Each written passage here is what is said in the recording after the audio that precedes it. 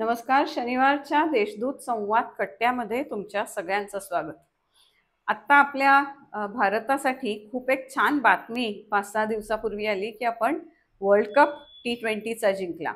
आणि त्याच्यानंतर 2 दिवसापूर्वी आपण जो उत्साह बघितला, एक माणसांचा समुद्र जो मुंबईत अवतरला आणि ज्या पद्धतीने प्रत्येकाने आपल्या टीमचं स्वागत केलं, तो आनंद अनुभवला, ते काहीतरी अपेक्षेपलीकडचंच होतं. त्या सगळ्या एकंदरीत भावना बघून, त्या सगळा जल्लोष बघून कुठेतरी असं वाटत होतं की प्रत्येकाला असं वाटतंय की जणू काही मीच हा कप जिंकून आणलाय, मीच हे क्रिकेट खेळून आणलंय. आणि खरं तर क्रिकेट ही आपली नॅशनल सेंटिमेंट, तितकेच ती पर्सनल सेंटिमेंट. या क्रिकेटबद्दल नाशकात काय चाललंय, आपण ही सेंटिमेंट कशी कॅप्चर करू शकतो, आपल्या तरुण मुलांमध्ये हे बीज कसं रोवू शकतो आणि त्याच्याने त्यांचं कसं आयुष्य चांगलं बनू शकतं, हे सगळं आज आपण या कट्ट्यावर बोलणार आहोत. हे बोलण्यासाठी आपल्या बरोबर आहेत विनोद शहा. विनोद भाई नमस्कार. आपण सगळे जाणतोय की नाशिक मधलं क्रिकेट ज्यांनी खऱ्या अर्थाने रुजवलं, ज्याला एक ऑर्गनाइज्ड आकार दिला, खूप सारं टॅलेंट सर्च केलं आणि मुलांना एक चांगलं कोचिंग प्रोव्हाइड केलं, हे विनोद भाई. NDCA म्हणजे नाशिक डिस्ट्रिक्ट क्रिकेट असोसिएशनचे ते अध्यक्ष आहे आणि महाराष्ट्र क्रिकेट असोसिएशनवर पण ते पदाधिकारी आहेत. विनोद भाई, जसं मी म्हटलं, स्वागत आहे तुमचं आणि थँक्यू सो मच की आपण 2 दिवसापूर्वीच एवढं ज्युबिलेशन बघितलं की त्याचा थरार आपण अजूनही अनुभवतोय.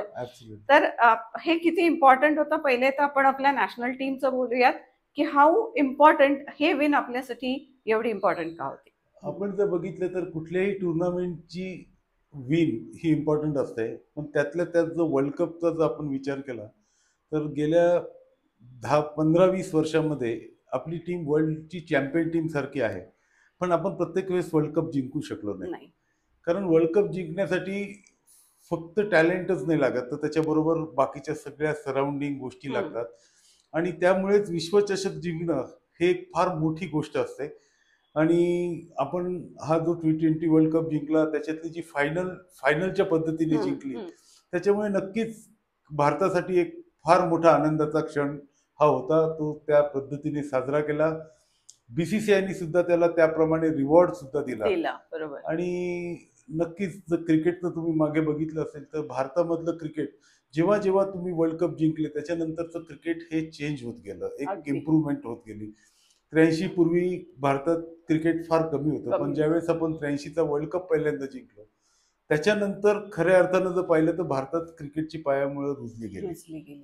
आणि त्याच्यानंतर जेव्हा 2011ला आपण परत वर्ल्ड कप जिंकलो, तर तो जो एक मोठा गॅप होता, आणि त्या गॅपमध्ये जर तुम्ही बघितलं असेल तर BCCIने फार मोठं काम याच्यामध्ये केलेलं होतं.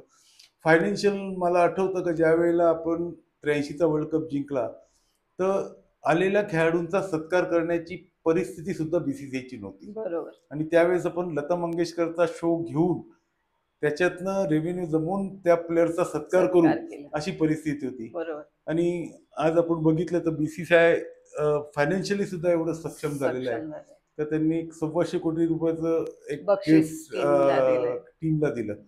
तर डेफिनेटली याचं सगळ्याच बाजूनी बघितलं तर म्हणजे ग्राउंड लेवल पासून ते वरच्या लेवल पर्यंत याचा इम्पॅक्ट निश्चितच पडतो, अगदी निश्चित पडतो.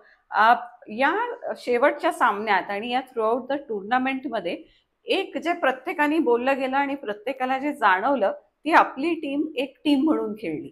आणि मला वाटतं तो एक खूप मोठा टर्निंग पॉइंट होता आपल्या टीमसाठी. पण ऍक्च्युली प्रत्येक मॅच ही टीम म्हणूनच खेळली जाते, पण आता जर तुम्ही बघितलं तर यावेळेस जे कॉम्बिनेशन होतं टीमचं, तर त्यात ते जाणवायला जास्त कारणीभूत असं झालं का आपल्याकडे फार मिक्स एक्सपिरियन्स आणि नवीन प्लेयर्सचा एक मिक्स फार होता. आणि जर तुम्ही बघितलं असेल तर फायनल जर तुम्ही बघितली असेल तर शेवटी क्रिकेटमध्ये एक्सपिरियन्सला फार महत्त्व असतं. आणि साऊथ आफ्रिकाची टीम पण नक्कीच फार छान खेळली, पण तो लॅक ऑफ एक्सपिरियन्स आणि आपल्याकडचा असलेला एक्सपिरियन्स, त्याच्यामुळे आपण गेलेली मॅच सुद्धा आपण परत त्यांच्या तोंडातून काढून जिंकू शकलो. निश्चितच. आणि जसं तुम्ही म्हणाला विनोद भाई की कुठलंही विन ही आपल्याला चांगली वाटते, पण त्याचा रिपल इफेक्ट हा खाली खाली खाली खाली पोचतो. ज्या पद्धतीने गेल्या अनेक वर्षापासून तुम्ही नाशिकमधला क्रिकेट सिनारिओ बदललाय, याच्या आधी नाशिकमध्ये सुद्धा क्रिकेट असंच गल्लीतच खेळलं जायचं, तिकडनंच मुलं काही मोठी होऊन थोडीफार आपली रणजी खेळली. पण त्याच्यानंतर त्याला एक ऑर्गनाइज्ड फॉर्म तुम्ही आणला आणि आपला एक खूप चांगला प्रोग्राम चालतो म्हणजे टॅलेंट हंट प्रोग्राम. तर आता सध्या नाशिकच्या क्रिकेटची परिस्थिती कशी? आता जर तुम्ही बघितलं तर गेल्या 7-8-10 वर्षापासून जे आपण काम करत होतो, टॅलेंट सर्चचं काम केलं, तालुक्या लेवलपर्यंत गेलो, तर आता आपल्याकडे बरेच अपकमिंग टॅलेंट हे आता आपल्याकडे अवेलेबल आहे. आणि ही कंटिन्यू प्रोसेस आहे. म्हणजे मी 1-2 वर्ष टॅलेंट सर्चचा कॅम्प केला, त्यांच्यावर थोडं काम केलं आणि जर थांबलो तर हे होऊ शकत नाही. तर ही एक कंटिन्यू प्रोसेस आहे. ह्या प्रोसेसला समजा आता आम्ही लोक आहे, आम्ही करतो, पुढे येणाऱ्या लोकांनी सुद्धा, तरच याच्यातनं खेळाडू घडू शकते. आणि आपल्याला ते मागे जे तुम्ही काम केले त्याचे रिझल्ट आता दिसत आहेत 100%. म्हणजे आणि मला तेच सांगायचं आहे का पूर्वी नाशिकचा एखादा खेळाडू राज्याच्या कुठल्या तरी एखाद्या संघात जरी निवडला गेला तर सगळ्यांना फार मोठी गोष्ट वाटायची. आज तालुक्याचा खेळाडू सुद्धा स्टेटला रिप्रेझेंट करतोय. तर डेफिनेटली हे रिझल्ट आहे. आणि आपल्याकडे बॅट्समन पण आहेत आणि बॉलर पण आहेत की जे स्टेट लेवलला खेळतात. डेफिनेटली. आणि खास करून मुली पण आहेत. हो, म्हणजे मी त्याच्याकडे येणारच होते की एक वैशिष्ट्य मला असं वाटतं की ग्रामीण भागातनं येणाऱ्या मुली जास्त आहेत त्याच्यात. तर तिथपर्यंत आपण कसं पोहोचलोय, मुलींना कसं मोटिवेट झालेलं आहे? नाही, बेसिकली काय झालं, ज्यावेळेस बीसीसीआयने वुमेन क्रिकेट अडॉप्ट केलं त्यावेळेला मी महाराष्ट्र क्रिकेट असोसिएशनला व्हाईस प्रेसिडेंट होतो. तर ऑब्व्हियसली बीसीसीआय नंतर स्टेटला ते अडॉप्ट करायचं होतं आणि मी इमिजिएट त्याच मिनिटाला नाशिकला ते अडॉप्ट केलं. आणि नाशिकला आपण अडॉप्ट केल्यानंतर आपण मुलींना फ्री कोचिंग, कारण का इनिशियली पहिले चॅलेंज होतं का मुली ग्राउंडवर येणार आणि क्रिकेट खेळणार. तर सायमल्टेनियसली आम्ही त्या सगळ्या गोष्टी करत राहिलो. सिन्नर तालुक्यामध्ये आपल्याकडे एक नेट चालत होती. आमचे जे सिनियर प्लेयर आहे, जे तालुक्याचे प्लेयर आहे, त्यांनी तिकडे नेट सुरू केली आणि तिथं काही मुली यायला लागल्या आणि त्या मुली आणि मुलं एकत्र खेळल्यामुळे त्यांचं कॉन्फिडन्स आणि त्यांचा गेम फार फटाफट इम्प्रूव्ह झाला आणि त्याच्यामुळे ते लोक आज स्टेटला आणि इकडे रिप्रेझेंट करतात. म्हणजे मला खरंच आश्चर्य वाटतं की ज्या पद्धतीने तुम्ही हे सगळं ऑर्गनाइज केलं आणि मुली यायला लागल्या, ते सुद्धा ग्रामीण भागातनं, तिथे कुठेतरी पालकांनी पण हे स्वीकारलं असं आपल्याला दिसतंय. तर हे कसं घडलं, म्हणजे पालकांपर्यंत तुम्ही कसे पोहोचले? बेसिकली जर बघितलं तर आपण आता ज्या मुली आहेत तर त्या मुलींमध्येच एक स्पार्क आहे आणि आता मुलं मुलींचं क्रिकेट तसं डिफरंट राहिलं नाही. बीसीसीआयनी पण ते डिफरंट केलं नाहीये. अलाउन्सेसच्या बाबतीत पण ते जर काढून टाकलेलं आहे. तर मुलींचा पण कॉन्फिडन्स फार हाय आहे. आणि आता जर माया सोनवणेचा जर विचार केला तर ती सिन्नर तालुक्याची मुलगी नाहीये. म्हणजे मी नेहमी सांगतो का ती सिन्नरची नाहीये. सिन्नर पासून पण थोडं वेगळं छोटं गाव आहे, तिकडनं ती आलेली मुलगी आहे. मी त्या पॅरेंट्सचा सुद्धा धन्यवाद देईल का आजकालच्या सगळ्या याच्यामध्ये पॅरेंट्सनी सुद्धा त्या मुलांवर विश्वास ठेवून इथपर्यंत पाठवणं. आणि स्पोर्ट्स एक गोष्ट अशी आहे, मला असं वाटतं का ती पहिला अर्धा विश्वास स्पोर्ट्समुळे येऊन जातो. म्हणजे मी पिक्चरला चालले, मी नाटकला चालले, मी मॉलमध्ये चालले तर पाठवायला पालक एखाद्या वेळेस 10 वेळा विचार करेल. स्पोर्ट्सला चालली म्हटल्यानंतर मला वाटतं 50% कॉन्फिडन्स हा स्पोर्ट्सचाच आहे. बरोबर. आणि कुठेतरी आता स्पोर्ट्स ऍक्टिव्हिटीज बद्दल सुद्धा जागरूकता म्हणजे करणाऱ्यांमध्ये आणि त्यांना सपोर्ट करणाऱ्यांमध्ये अशी पण वाढली आहे, नाही का? म्हणजे पर्टिक्युलरली आफ्टर कोविड की असं वाटतंय पालकांना की मुलांनी जरा बाहेर खेळावं, फिजिकल ऍक्टिव्हिटी काहीतरी असावी. तर तो एक मला वाटतं कोविडचा सायलेंट बून आपल्याला डेफिनेटली मिळालेला आहे. जसं आपण म्हणतोय की नाशिकचा हा सिनारिओ बदलला आणि खूप सारी मुलं मुली आता आपली खरोखरच यांनी जे नाव घेतलं माया सोनवणे आहे, तसेच मुलांमध्ये आपला सत्यजित बच्चाव आहे, साहिल पारख आता फार वरती येतोय, ट्रंकवाला मुर्तुजा ट्रंकवाला आहे. तर ही मुलं सुद्धा खूप चांगलं खेळतायत आणि ते तसेच चांगल्या पद्धतीने पुढे जात आहेत. एक नेहमी पालकांना अशी धास्ती असते की क्रिकेट खेळेल पण मग तो करेल काय?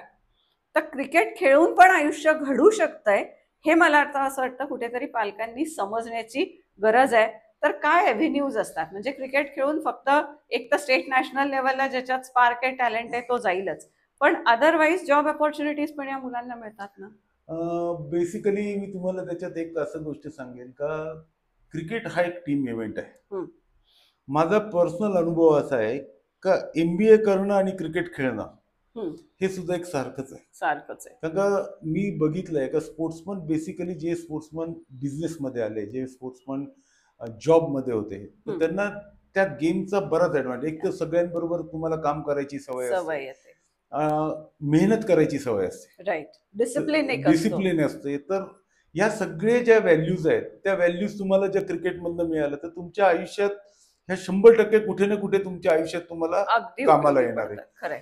त्याच्यानंतर आपण जर क्रिकेटमधले ॲव्हेन्यूज बघितले तर पूर्वीचा जो काळ होता आणि आत्ता काळ आहे याच्यामध्ये वास्ट डिफरन्स आहे. डिफरन्स आहे.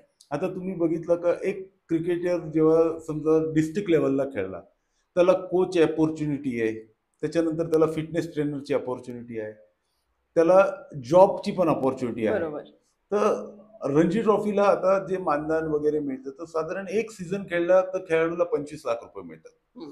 तर बऱ्याच अपॉर्च्युनिटीज आहेत. तर तिकडे टॅलेंट सर्चचे प्रोग्राम होतात.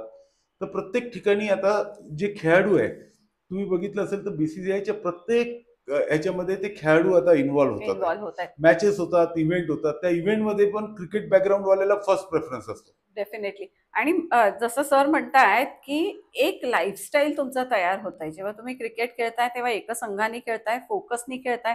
तुमचा फोकस वाढायला निश्चितच फायदा होतोय, डिसिप्लिन येतोय आणि मॅनेजमेंट स्किल्स पण तुम्हाला येत आहेत. या कुठे ना कुठे निश्चितच आयुष्यात वापरल्या जाऊ शकतात. त्याच्याच बरोबरीने क्रिकेट एक इव्हेंट पण झालाय आता.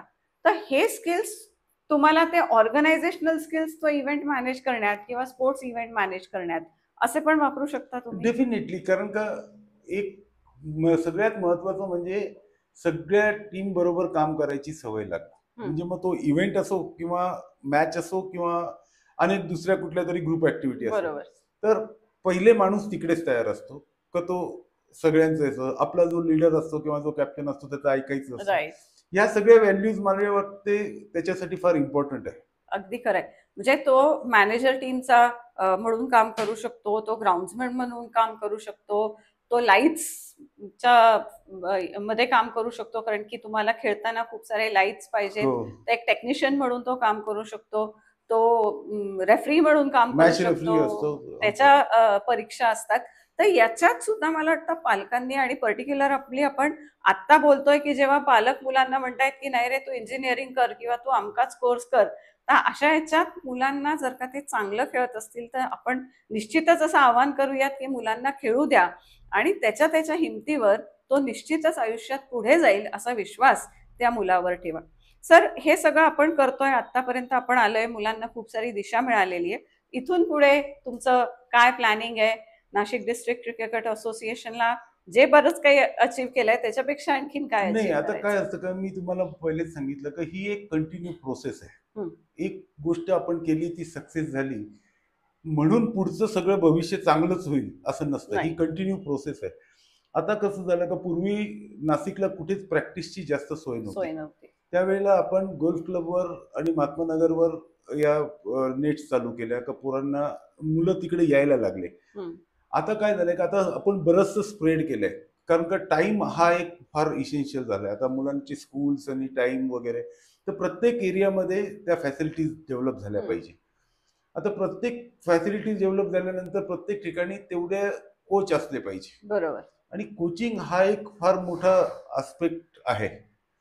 तर काय होतं का आता थोडा पण खेळलेला मुलगा तो कोचिंग करायला लागतो आणि त्याच्यानी काय होईल हा एक मोठा क्वेश्चन आता माझ्या डोळ्यासमोर येतो. म्हणजे मला वाटतं नाशकात तरी 100 ठिकाणी कोचिंग कॅम्प चालत असतील. तर आता मी या विचारामध्ये आहे का आता मी मुलांच्या ट्रेनिंगच्या पेक्षा ट्रेनरचं ट्रेनिंग प्रोग्राम हे ऑर्गनाईज करण्यासाठी आता आम्ही प्रयत्न करतोय. एखादा मोठा लेवल 1 वगैरेचा बीसीसीआयचा कोच जो ट्रेनरला ट्रेन करेल. कारण काय होतंय आता माझ्या एक लक्षात आलंय की मुलं लहानपणी एखाद्या कोचच्या ह्याच्यामध्ये जेव्हा येतात तेव्हा ते आईवडिलांपेक्षा कोचवर एवढा प्रभावित होतात तर ते त्याचंच ऐकतात. बरोबर. मग त्याला कोणी दुसऱ्यांनी एखाद्या प्लेयर्सनी जरी सांगितलं की हे असं नको करू तरी तो कोचच ऐकतो. बरोबर. तर ती चुकीची गोष्ट आहे असं माझं म्हणणं नाही. पण आता जर मला कळलंय का हे मुलं तिथे इन्स्टिट्यूशन आहेत मग त्याच्यावरच मी काम केलं पाहिजे. बरोबर. म्हणजे ते कोचिंग त्यांना योग्य रीतीने आणि चांगलं मिळालं पाहिजे. उगाच हाफ हार्टेड किंवा हाफ स्किल्स मध्ये काही मिळायला नको मिळालं आणि त्याच्यानी मुलं डॅमेज नको व्हायला. व्हायला. तर म्हणून निश्चितच. आता ट्रेनर टू ट्रेनर तो कोचिंगचा जो आहे तो एक प्रोजेक्ट पुढच्या वर्षीच्या याच्यामध्ये आमच्या प्लॅनमध्ये आहे. डेफिनेटली विनोद भाई म्हटलं की क्रिकेटमध्ये काहीतरी योगदान निश्चितच दरवर्षी होत राहणार आणि ही जसं ते म्हणतात कंटिन्युअस प्रोसेस आहे. ते आणि त्यांची टीम ही सातत्याने नाशिकच्या क्रिकेटला खूप भरीव योगदान देत आहेत. आज जितके आपण मुलं बघतोय की त्यांचे करिअर्स घडलेत क्रिकेटमध्ये, पुढे गेलेत, मला वाटतं त्यांना ही सगळी अपॉर्च्युनिटी, ही संधी नाशिकमध्ये NDCA तर्फे उपलब्ध मिळाली आणि म्हणूनच ते पुढे जाऊ शकले. कोचेसवरही काम झालं तर मला वाटतं आणखीन हे सेक्टर स्ट्रेंथन होईल आणि आणखीन योग्य पद्धतीने लहानपणापासूनच मुलांना आपल्याला उचलता येईल, थोडीशी तयार होतील आणि मग पुढे येऊन चांगल्या कोचकडे आणखीन ते काम करू शकतील. आपली इंडियन नॅशनल टीम जिंकली की त्याचा रिपल इफेक्ट कुठपर्यंत येतो ते बघा, की निश्चितच क्रिकेट जास्त समृद्ध होतं.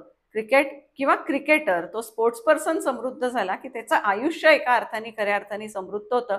कारण की त्या क्वालिटीज त्याच्यात ज्या येतात, तो गेमच त्याला शिकवतो, तो स्पोर्टच त्याला शिकवतो.